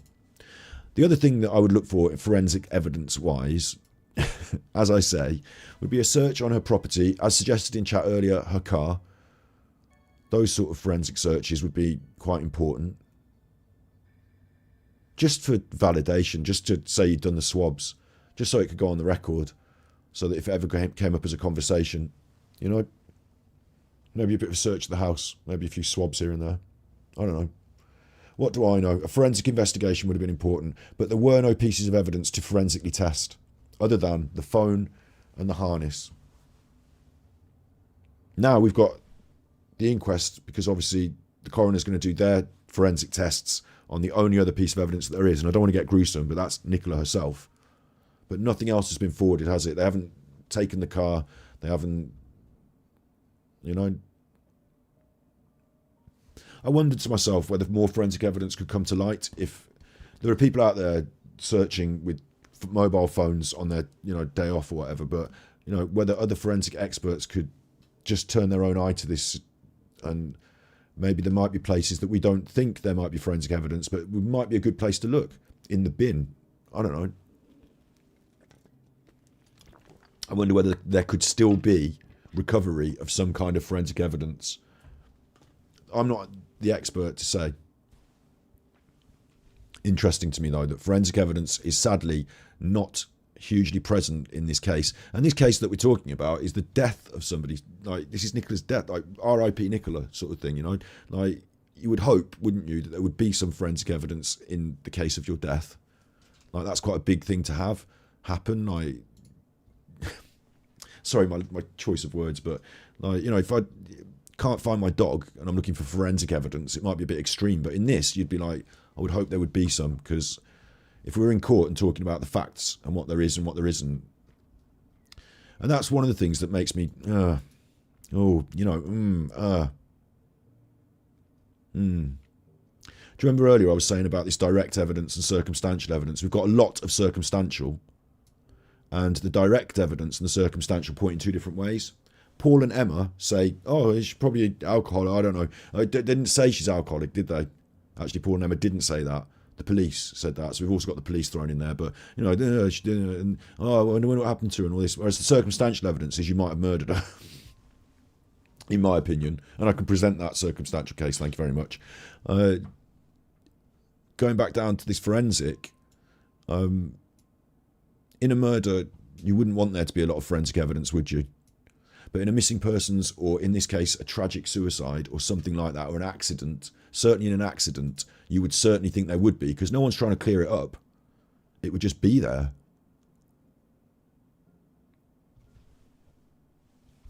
Expert evidence. Generally, evidence which is based on opinion rather than observable fact is not permitted in court. So all of my body language stuff, not permitted, I guess. One major exception to this rule, however, exists in the form of expert evidence, which constitutes the opinions of experts enlisted to aid the understanding of a judge or jury. Experts is in inverted commas. The ruling allowed the use of expert evidence in cases where the jury lacked the knowledge or the experience required to make an informed and reliable verdict. In such cases, where the matters involve science, expert witnesses are permitted to give their opinion, if by doing so they are able to inform the jury and allow them to come to a more knowledgeable and reliable verdict than they would have otherwise reached. So if you don't know what the fuck's going on, this chuffer is going to explain it to you, and they're a science chuffer. So obviously the swabs mean this, or, you know, DNA equals that. But it can go a little bit more ranging in some ways, can't it? For example, if an expert in a particular field of science may be able to provide information to a jury which allows them to more reliably process the information presented to them and draw a reasonable conclusion. We all know what that is, the expert opinions, don't we? And both sides will be able to present, potentially, experts to hopefully back up their side, wouldn't they? Although admissible in many cases, there are instances where expert opinions are not permitted. So if the jury already has the knowledge and experience required, we don't need to hear from the expert. So I think they were potato chips, and they're going to argue today that these are not potato chips, but clearly these are chips made of potato. I'm bringing in an expert, and the judge will say, no, you're not, because everyone knows what fucking potato chips are. Look, there's chips. Are they chips or not? You make your decision. So experts are only required when it's an area of expertise, you know, of some deeper learning or understanding that the jury cannot make up their own mind about, because they just don't have the knowledge, and they're not supposed to, because normal people aren't usually supposed to know whether the can will crush at this velocity and at this speed if I squeeze it with this amount of power or whatever. You know, experts are required, aren't they? So they get brought in and they tell their stories. In this, again, I feel like Peter Folding is the only expert that I'm able, like, going over to Nicola Bulley, right? Said it in chat there, Broadmoor inmate. Peter Folding's an expert, isn't he? I would say yes. I'm not the jury, I'm not the judge on this case. There isn't a case, is there? But if there were, they would have to decide whether Peter Folding constituted an expert opinion. And they would say, yes, he fucking does. And why are we bringing him in? To prove that she wasn't in the fucking river.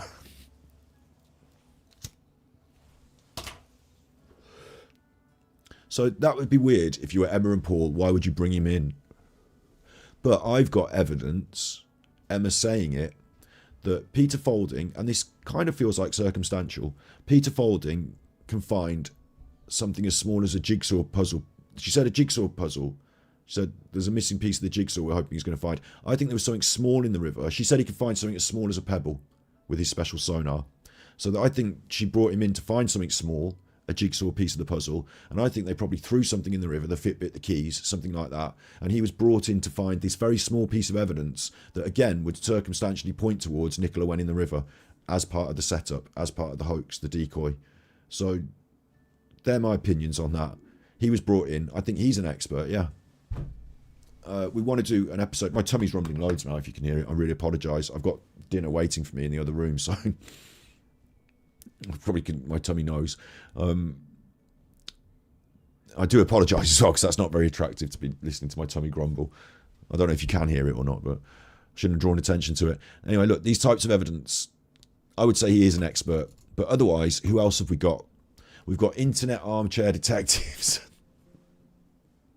I'm laughing, because obviously we're not experts, are we? I would class myself not as expert on body language, not as expert maybe, but how do you become an expert? I don't have a degree, which is a shame, but I did study at a university, not body language, but psychology. And there is no degree in expert body language. There is no certificate. So there is no other qualification you can get. Maybe you could work in the field. Maybe you could have written a book. What I've done is extensive content about it, not just on this channel, but on a different channel. I've made lots of body language videos. So more expert than the jury I am. Not as expert as, like, oh, there's my tummy right now, then fuck you. Fuck you, tummy, I'm not having this. It's me and my tummy now. I'm drinking more of that, you chuffer. Enjoy that. Snips, it's hurting your ears. You can't hear it. You see, you'll listen for it now, fuck it. It's because my dinner's in the other room, and I'm like, oh, I can eat my dinner, oh. You know that feeling. We're coming towards the end of this anyway. We know what expert evidence is now, yeah? We talked about what expert evidence is. It's determined that on the facts available, a judge or jury should be able to form their own conclusions without outside help. The opinion's unnecessary. So it's only if it's important and necessary. If you can work it out for yourself, you don't need an expert. But if it's specialist, we need the expert. And I was just having a little ramble about the body language there, but really, in this case, the only expert is Peter Folding, isn't it, really, I would say. I mean, if I was pushed, I could put myself up in court and claim expertise and see what the court think. But do we know any other experts? I want to know, what's for Dindins? Beyond Burgers. Beyond Burgers. My sister's ordered them from a local restaurant. She's playing Zelda in the big room. It's been delivered and it's waiting for me, yeah. Does anyone know in chat any other expertise? I will go and eat my tea in a minute. We'll finish this properly first, though. Does anyone know any expertise? Any others that have been, whether on YouTube or anywhere else, that are put forward? I mean, I think there's been maybe one or two as well that I would forward. There's been Mark, what's his face? Mark, what is it? Is it Thomas? He's got a double-barreled name, hasn't he? This chap, Mark Williams Thomas. He's been in on it. He's done a few videos. Well, I don't think much of their videos. Open image in, hang on, come on, just open image in a new tab. I don't think much of his videos, a little picture there, isn't it? I don't think much of his videos, because they're just like little 5-minute things, but I think he knows his stuff, and he was on the Channel 5 programme. He counts as an expert that's had a little nose into it.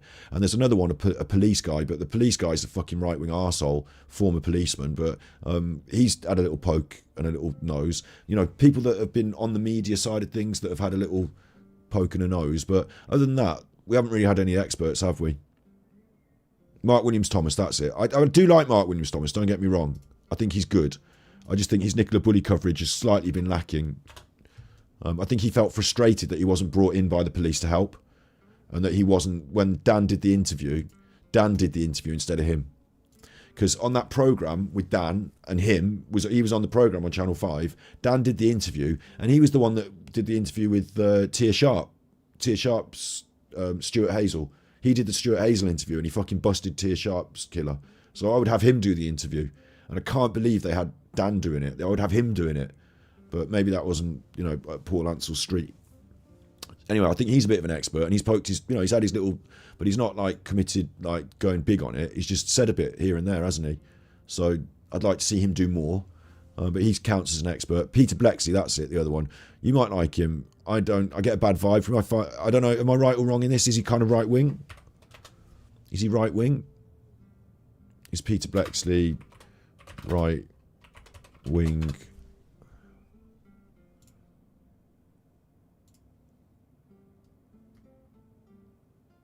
Woke flag waving force blasted. Yeah, like he's going against the woke. The fucking woke, and he's on the GB News. So for me, he's a bit right wing. He's a bit like Daily Mail. But Peter Blexley counts, I suppose, as an expert who's poked his nose on the Nicola Bulley case. But to me, a bit of a dated character. Not really that relevant to today's conversation, but counts. But not at my street. You can like him if you want. I'm not angry at you for liking him. All got different people that we like, I suppose. So there we go. Like, they're the other experts I can think of. Anyone else?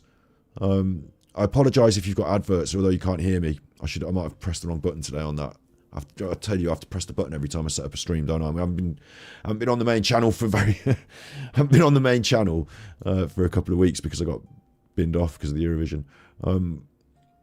Yeah, he exposed Jimmy Savile as well. You're right. Mark Williams Thomas exposed Jimmy Savile. So there we go. I would highlight him. But otherwise, no one else has really provided any sort of expertise.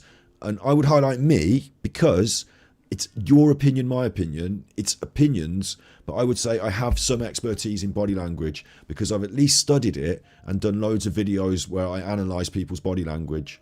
So at least I've done that. It's not expert. I know I'm not like that guy who did the Richard D. Hall. But then who is an expert? Why are you meowing? Not now. So I would argue maybe me, blowing my own trumpet. But people are going to say, no, you're not an expert at all. But fuck it, why not? Why not throw my hat in the ring? Anyway, forms of evidence. The classified types can be presented as testimony, real evidence, hearsay, confessions, documentary, and business documents. Very straightforward, that is, isn't it? It's all very straightforward. Testimony is evidence that's given. Oh, I'm going to have to let the cat in. Oh, it does my nut.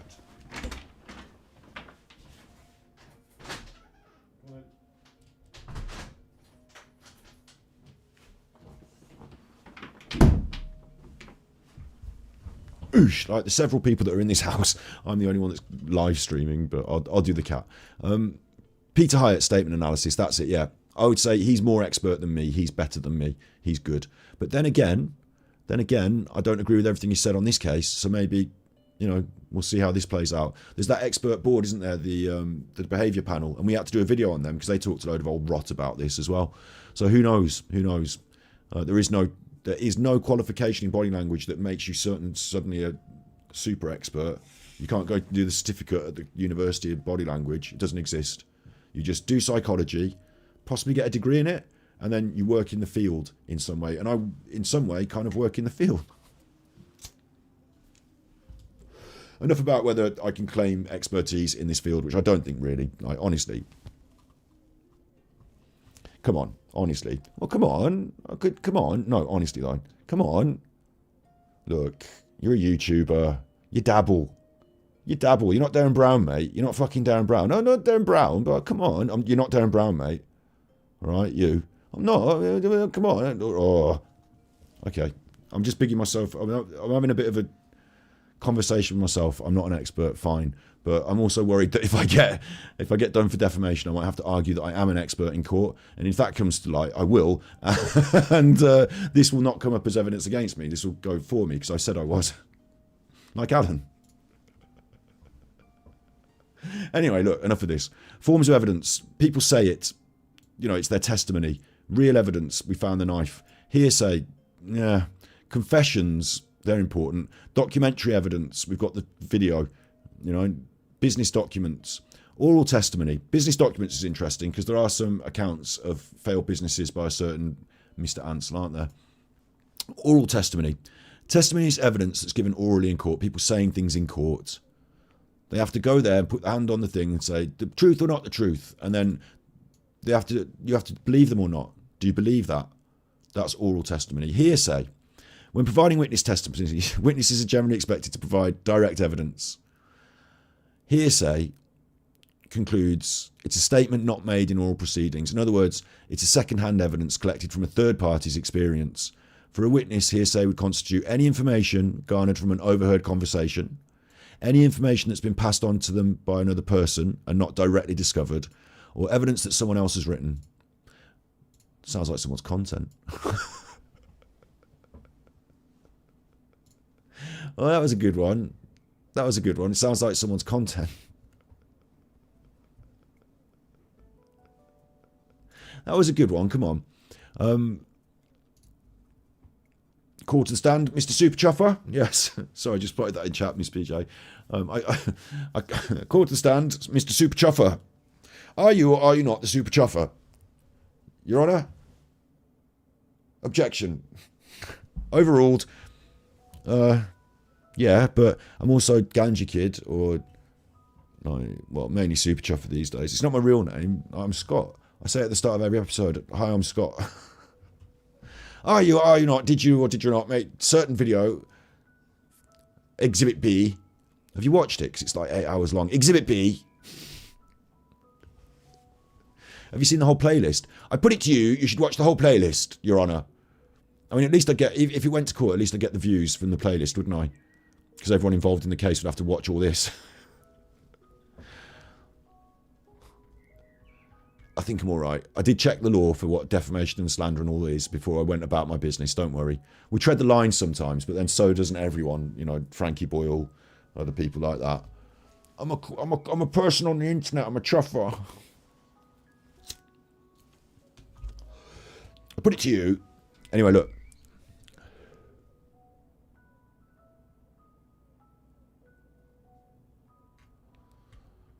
Hearsay. Not permitted in criminal cases. Witnesses who present hearsay in court are not only asking the court to believe them, but also believe the person who told them the evidence. And this is my problem with all this shit on the internet again. But it's, you know, it's come up here, so I've got to say it. Like, someone said in chat, like, you know, I heard someone said this. Well, no, did you? Or I heard someone say on the internet that, like, or some, even a channel, you know, like, you know, Tina Tummy said that this, or I heard someone on a spirit box. The ghosts told them. The ghosts are still fucking hearsay, third person. Any of that. If you have to believe not only who's telling you the information, that they're credible, but also that the person who told them is credible. And this actually covers that thing with Eddie that, you know, we talked about on these videos recently on the B-side, where I do take Eddie as a trustworthy person. This is my problem with it, is witnesses who present in court are not only asking the court to believe them. I do trust Eddie, but I'm not seeing where he's getting that other information, and that's what I'm worried about and maybe don't trust, because I don't see it and I don't know. Can't trust it, can't know it. So witnesses who present hearsay are asking not only the court to believe them, but also believe the person who told them. It's on account of the second assumption, that the unknown third party can be trusted, that hearsay is not permitted in criminal cases. So in criminal cases, the ability to trust a third party is not assumed, and we cannot have hearsay. I heard someone say, and Chuffin, I'm not picking it again, but, you know, Chuffer did a whole episode on it, didn't he? There was someone that heard that Nicola had an altercation, and they'd heard that this, and they'd heard that, and they all heard it in the village hall, didn't they? They all heard it. Like, none of that. Objection hearsay, Susan Gilbert. Yes, you know, Johnny Depp trial. It's just got to go in the bin. It's quite important that it's got to go in the bin. Real evidence is physical real evidence that can be produced in court. We wish we had more real evidence. And it could include photographs, a knife or weapon, a document or audio tapes. So I'm hoping the phone provides some more real evidence. I'm hoping computers provide more real evidence. I don't know if the police have seized computers and are forensically searching computers. You know, probably not, are they? But that would be real evidence. And in the modern age, that's probably the best we're going to get these days about stuff that we can jump on and move forward with and create some more of a case. So that is, and if you want these particular lawyers at Drake Brown, if they want to get on me legally, I've been using this as a document for fair use purposes. It's in the public domain, and I'm reacting to and commentating on it, giving a critique on it. So I think I'm in the bounds of fair use. You're lawyers, so you would know, and you'd also know that you can't be asked to take this one to court. Please, leave me alone. I'm shouting you out, if anything, Drake Brown. You know, you've done a good document. I'm sharing it on the internet for everyone to see. Well done. Good. I like your document. Thanks very much. It's an official one. It's a proper one. It's a Super Chopper episode now about evidence in the Nicola Bulley case. So how do you like that in chat? What do you think of that? I mean, some of these things I've been banging on about, and I will accept, I beat the drum a little bit, didn't I, towards the end here? I did beat the drum. Oh, fucking Chopper's on the internet. But it is really important, because this is a real serious, this isn't just like Agatha Christie or Sherlock Holmes or anything. This is a real life, you know, case with real people's feelings and, you know, real stuff that happened. And what has been brought out from me today, in my opinion, like what I felt strongly, other than beating my own drum about those points about the internet chuffers, is that we're not getting enough expert opinion on this. We didn't get enough expert search. We haven't had enough forensic experts, whether appropriate or not. Even like really good suggestion. Raining again. I couldn't be happier. Swish, and then Lisabel swoosh. 46 cent tippies. Great to have you back live. Really missed you. Big ups. Super Chuffer owes 10 hugs. Thank you very much, Lizzie Bell. That's really cool. Thanks. I really appreciate it. Chuffer Jets. Big ups, you mimps. I'd like to see more experts. I'm thinking that we didn't get forensic evidence, and it was really well suggested in chat earlier. The car, like, why not investigate the car more heavily? Like, why not do the like, because on the day she's a missing person, I mean, I wonder how much. I don't see the steps. I don't know is how much they can, as a police force, say, right, somebody swabbed the car, or whether they have to get it as a criminal, whether it has to be a step. This is where I'd like, it's probably Mark Williams Thomas. I'd like to come on the show at some point. You know, I think I have to get a bit bigger as a broadcaster for him to consider coming on my show, I assume, but I might as well ask him. But I'd like him to come on. I respect him, and he can answer some of these questions for me. Like, at what point would the police have been able to step forward and say, look, we're having a good look in your house, Paul, and stuff like that. For me, this is the big one that's come out, is that what I would have liked to have seen, the things that can make this case, the answers, the truth, whether on Paul's side or on the other side, I'll say, is these other factual evidences, aren't there?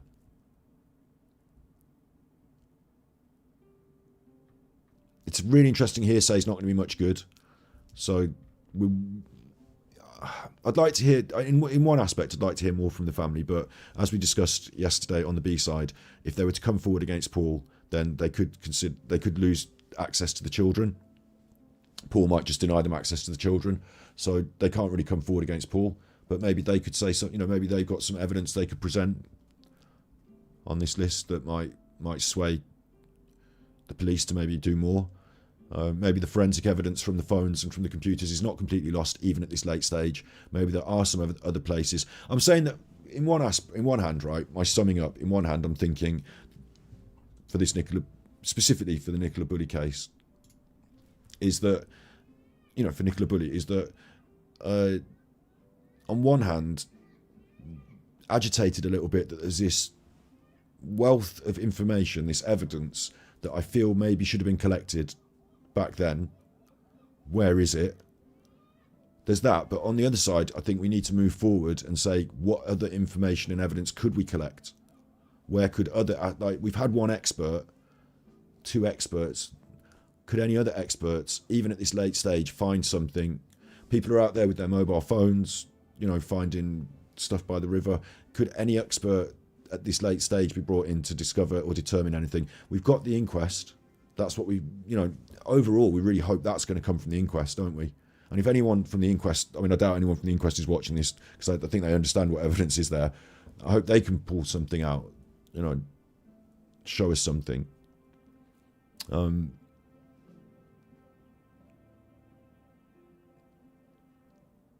we all right in chat here before we end? I understand that Coco had a grievance with Eddie because they felt that there was, an issue between them and Eddie in the chat. So again, Coco, I don't think stating that, I will just, I'm not going to completely divert here, but I would say what you stated there, stating, we just looked at this whole thing about evidence. So your statement that someone was lying is not factual evidence. It's your opinion on that. So you're allowed your opinion, but let's not cause big rows in chat now at the end of this episode. Okay? Like, it will start to annoy me if you utilise my chat to create... Because that's not a conversation I'm having, is it? I'm not having that conversation. And the same with Husties. I'm not having that conversation about that here now. So to bring it up now is to derail the chat. So if you want to have a conversation about it in the streams where we talk about it, that's fine. But I've pointed out why you can't just throw some stuff up in my chat and expect people to believe just any old thing. Because we've been talking about evidence all... That's the whole thing. And we'll just... time you out on everyone in chat. Don't engage in that, because I'm not going to be here for 10 more minutes so you can talk about it in the chat. We're about to end. So just chill, all right? No one's getting banned or anything. No, I'm not on anyone's case. Just chill, okay? It would be nice to have more. The only other thing I could think, expert evidence. What I'd like from you in chat, what I'd actually like from you, both of you, anyone who's arguing, including Coco, right? Okay, you're answering someone's question. Job done. We're done now, right? What I'd like to know from you, what I'd actually like from you is, what other experts can we bring in? Study group. Before we finish, in chat, has anyone got any ideas about any other experts that could find? Where could they come from? What sort of stuff could they look for? I've suggested more experts on the forensics of the phones, the computers, the laptops, all that. We suggested the car, even at this late stage. I don't know, it might have been sold. I don't know about searching the house. Maybe, what other experts could come in.